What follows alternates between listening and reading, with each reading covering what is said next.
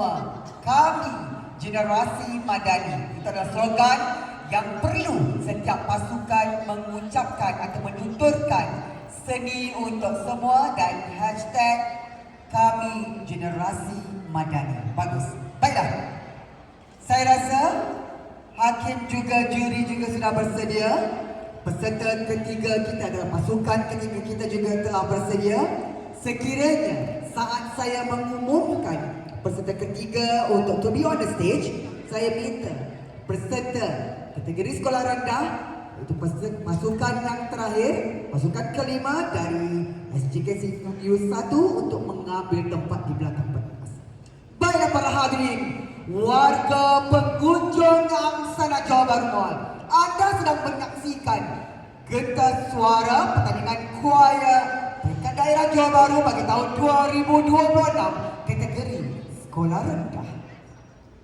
Jadi tanpa melewatkan masa, saya menjemput dan mempersilakan pasukan ketiga yang akan membawa lagu wajib bersama Lakukan Perubahan serta lagu yang kedua medley Kerek-Kerek Udang dan Ambon Soksi yang bawah pimpinan konduktor Muhammad Adi Pencukur. Dipersilakan pasukan SK Tanjung Puteri.